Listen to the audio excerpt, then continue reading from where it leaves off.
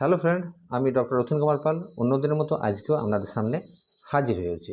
তা বন্ধুরা, আজকে আমার বিষয় হচ্ছে যে আপনি আপনার কিডনিকে অবশ্যই বাঁচান।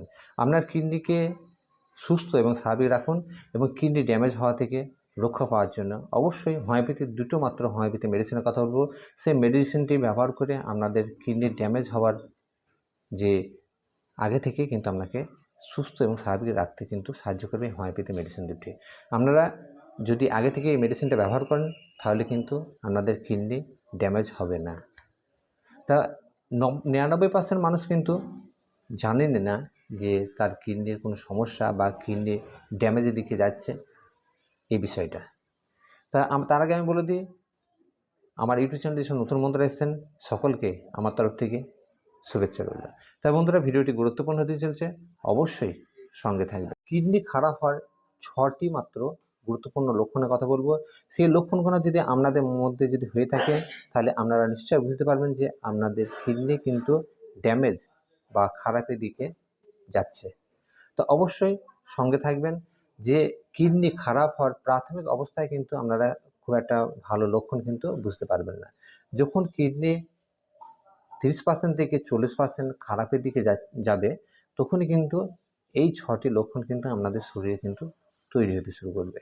তখনই কিন্তু আপনারা চেষ্টা করলে অনেক কিন্তু চেষ্টা করার পরে কিন্তু আপনারা কিডনিটাকে আগের অবস্থায় ফিরিয়ে আনতে কিন্তু পারবেন না। তাই জন্যে আপনাদেরকে সুস্থ থাকার জন্যে বা কিডনিটাকে ড্যামেজ বা আপনার কিডনি নষ্ট হওয়া থেকে রক্ষা করার জন্য দুটো হোমিওপ্যাথি মেডিসিনের কথা বলবো গুরুত্বপূর্ণ।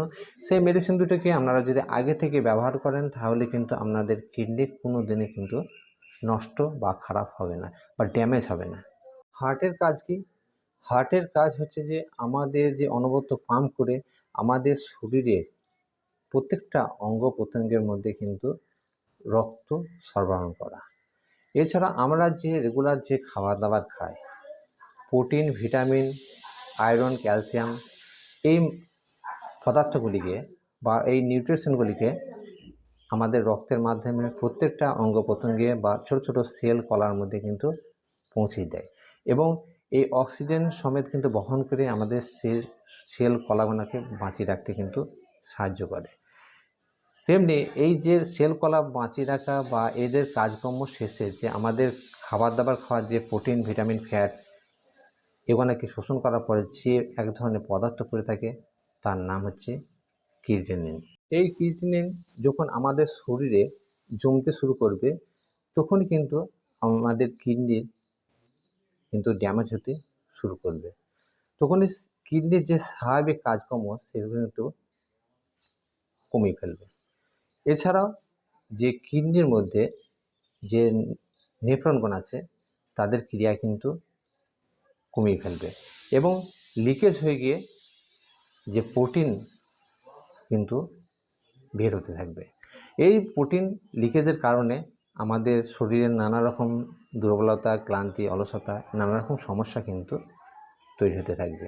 অলসতা, ঘুম ঘুম ভাব, খিদে না লাগা, বমি ভাব, নানা রকম সমস্যা কিন্তু আমাদের শরীরে তৈরি হতে থাকবে। ফিল্টারের মাধ্যমে কিডনি আমাদের শরীরে যেসব বিষাক্ত পয়জন বা যে কার্বনেটগুলো জমা হয় বা পদার্থগুলো জমা হয়, এছাড়াও যে লিভারের মধ্যে যে টক্সিন নামক পদার্থ জমা হয় সেগুলো কিন্তু প্রস্রাবের মাধ্যমে কিন্তু কিডনি আমাদের শরীর থেকে কিন্তু বাইরে বার করে দেয়। যদি কিডনির যদি কোনো সমস্যা বা কিডনির যদি কোনো খারাপের দিকে যায় সেক্ষেত্রে কিন্তু কিডনি কিন্তু এই কাজগুলো করতে কিন্তু পারে না। তখন কিন্তু আমাদের শরীরে নানা রকম সমস্যা কিন্তু তৈরি হতে থাকে।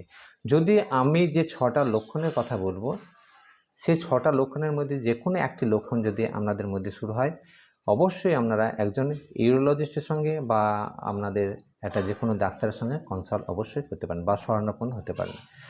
তার আগে আমি বলতে, যদি আপনাদের কিডনিকে সুস্থ এবং স্বাভাবিক রাখতে চান তাহলে কিন্তু আমি যে হোমিওপ্যাথির দুটো মেডিসিনের কথা বলবো সেই মেডিসিন দুটোকে যদি আপনারা রেগুলার যদি সকালে খালি পেটে যদি আপনারা ব্যবহার করতে থাকেন তাহলে দেখবেন যে আপনাদের কিডনির নষ্ট হওয়া থেকে বাঁচবে বা আপনার কিডনি ড্যামেজ হওয়া থেকে রক্ষা পাবে। তো অবশ্যই সেই লক্ষণগুলোর দিকে যাচ্ছি। প্রথম লক্ষণ হচ্ছে বারবার কিন্তু প্রস্রাবের প্রবণতা কিন্তু লেগে থাকবে। একটা মানুষ নর্মাল মানুষের 10 থেকে 11 বার কিন্তু সারাদিন রাত্রের মধ্যে প্রস্রাব করে থাকেন। তার থেকে যদি বেশি যদি হয়ে থাকে বা রাত্রের দিনে হয়তো 10-11 বার প্রস্রাব করার পরে যদি রাত্রের দিকে হয়তো 2-3 বার যদি প্রস্রাবে যদি এরকম সমস্যা দেখা দেয়, সেক্ষেত্রে কিন্তু আপনারা অবশ্যই বুঝবেন যে আপনার কিডনি ড্যামেজের দিকে যাচ্ছে। তখন দেখবেন যে প্রস্রাবে কিন্তু অতিরিক্ত ফেনা কিন্তু আপনারা অবশ্যই দেখতে পাবেন। কেন এই প্রোটিন লিকেজের কারণে প্রস্রাবে কিন্তু অতিরিক্ত ফেনা তৈরি হতে থাকবে। আপনি প্লেন বা নর্মাল জায়গাতে প্রস্রাব করলেও কিন্তু প্রস্রাবে দেখবেন অতিরিক্ত ফেনা সৃষ্টি কিন্তু তৈরি হতে পারে। এছাড়া 3 নম্বর লক্ষণ হচ্ছে প্রস্রাবের মধ্যে অতিরিক্ত দুর্গন্ধ। প্রস্রাবে অতিরিক্ত দুর্গন্ধ লক্ষণ দেখা দিলে অনেক সময় আপনার কিডনির ড্যামেজের কিন্তু লক্ষণ কিন্তু তৈরি হতে পারে। এই জন্যে অতিরিক্ত যে প্রস্রাবের যদি দুর্গন্ধ থাকে বা প্রস্রাবে যদি জ্বালা যন্ত্রণা বা প্রস্রাবের করতে গেলে যে প্রস্রাবের যে ফোর্সে আপনার হয়, সে ফোর্সে যদি প্রস্রাব না হয় বা প্রস্রাব করতে গিয়ে অনেকক্ষণ ধরে বসে থাকতে হয়, যদি এরকম লক্ষণ কিন্তু দেখা দেয়, সেই ক্ষেত্রে কিন্তু আপনাকে অবশ্যই কিডনি ড্যামেজের দিকে যাচ্ছে আপনারা অবশ্যই বুঝতে পারবেন। এই লক্ষণ থাকলে আপনারা অবশ্যই কিডনি খারাপের দিকে যাচ্ছে। কোমরে ব্যথা হলে অনেকে হয়তো মনে করেন অম্বল গ্যাসের থেকে বা কোষ্ঠকাঠিন্য থেকে হয়তো কোমরে যন্ত্রণা হচ্ছে, বা কোমরে যন্ত্রণা হলে অনেকে হয়তো দেখবেন যে ডাক্তারের কাছে যান এবং L4 বা L5 যন্ত্রণা মনে করে হয়তো মাজায় ইঞ্জেকশন বা হয়তো যন্ত্রণাদায়ক অনেক মেডিসিন কিন্তু ব্যবহার করেন। এর ফলে কিন্তু আপনার কোমরের ব্যথা বেশি রকম হতে থাকে এবং কোমরে ব্যথা এই অতিরিক্ত হওয়ার ফলে কিন্তু আপনাদের কী হয়, আপনারা অতিরিক্ত যে মেডিসিন বা হয়তো ইঞ্জেকশন করার ফলে আপনার কিডনি কিন্তু ড্যামেজের দিকে আরও যেতে শুরু করে। কিডনির সমস্যা শুরু হয় তাদের মধ্যে দেখবেন যে দুর্বলতা, ক্লান্তি, অলসতা, অনেকের হয়তো ঘুম ঘুম ভাব থাকে বা হয়তো কাজ করার যে প্রবণতা সেটা কিন্তু নষ্ট হয়ে যায়, বা অনেকের ক্ষেত্রে দেখবেন যে অতিরিক্ত ঘুমের জায়গায় হয়তো অনিদ্রার মতো সমস্যা কিন্তু তৈরি হতে দেখা যায়। সেক্ষেত্রে আপনারা অবশ্যই কিডনি নষ্ট হয়ে যাচ্ছে বা সেরকম সমস্যা কিন্তু আপনার মধ্যে তৈরি হয়েছে, অবশ্যই কিন্তু এই লক্ষণ থাকলে আপনারা অবশ্যই কিডনির একটা বা ইউরোলজিস্টের ডাক্তারের সঙ্গে কনসাল্ট অবশ্যই করবেন। এর পরের যে নেক্সট লক্ষণটা বলছি, সেই লক্ষণটা হচ্ছে কিডনি নষ্ট হওয়ার আর একটা মেন গুরুত্বপূর্ণ লক্ষণ হচ্ছে যারা হয়তো দীর্ঘদিন ধরে হাই প্রেশারের সমস্যা বা হাই ব্লাড প্রেশারের সমস্যায় দীর্ঘদিন ধরে ভুগছেন, কোনো মেডিসিন কিন্তু আপনারা ব্যবহার করেন নাই, বা যারা হয়তো দেখবেন যে হাই সুগারে ভুগছেন, তাদের কিন্তু কিডনি নষ্ট হয়ে যাওয়ার সমস্যা কিন্তু দেখা দিতে পারে বা কিডনি নষ্ট হয়ে যেতে পারে।